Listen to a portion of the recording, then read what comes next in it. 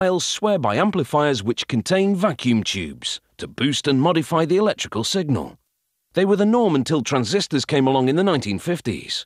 Today, many enthusiasts still prefer tube sound, which they find warmer, richer, and more natural.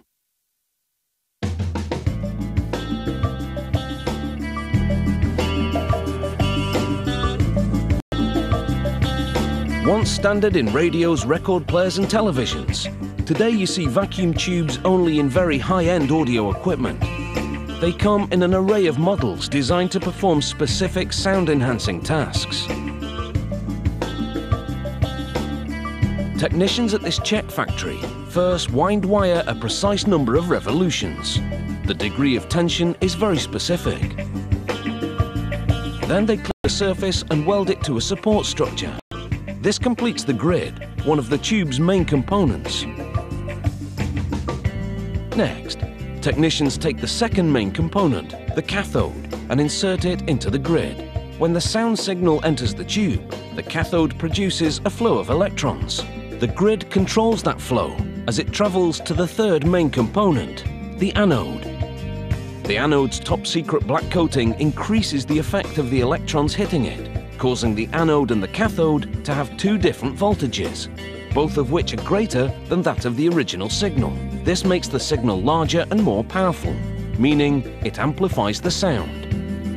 With those three components now assembled into one unit, the inside structure of the tube is complete. Now for the bulb which encases that unit. A glassblower skillfully crafts it out of hard, laboratory-grade glass, using a high-temperature torch and glass-making tools. A worker melts the open end and seals it off. Then he blows in air to shape the end into an evenly rounded dome.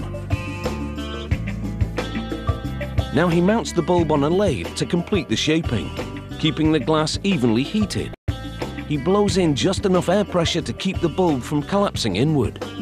When the glass reaches just the right temperature, a die presses against it, setting the final shape. Next, they mount a glass collar over copper wires, clamped into a motorized vise. Then insert a glass straw, called an evacuation port. As the vise rotates, they heat the collar with stationary torches.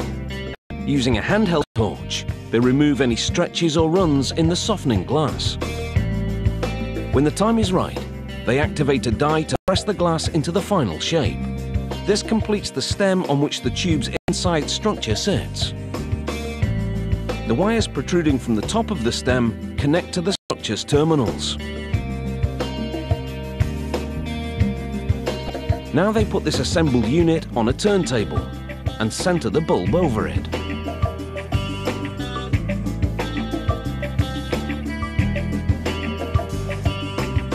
As the turntable revolves, they heat the bottom of the bulb.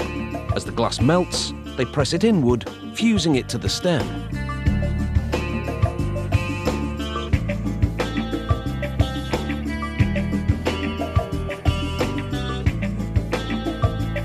They remove the excess glass and continue heating to ensure the bottom is fully sealed. They prepare to suction out the air. This step is critical to the tube's performance because air molecules hinder the flow of electrons. Technicians fuse the tube's evacuation port to the glass evacuation line of a vacuum pump. The pump then extracts the air through the port. At the same time, they heat the tube in a pull-down oven. This increases pressure inside the tube, creating a stronger vacuum. Next, they run an inductive heater over the tube. This dislodges damaging impurities, enabling the vacuum pump to draw them out. They target the stem area with a second inductive heater to draw particles called ions onto the glass permanently, so they can't later damage the tube. Finally, they connect the protruding wires to a plastic plug-in base. There are subtle technical differences between tubes of the same model, so the factory matches pairs with similar performance features. This will ensure they amplify sound evenly, which should be music to your ears.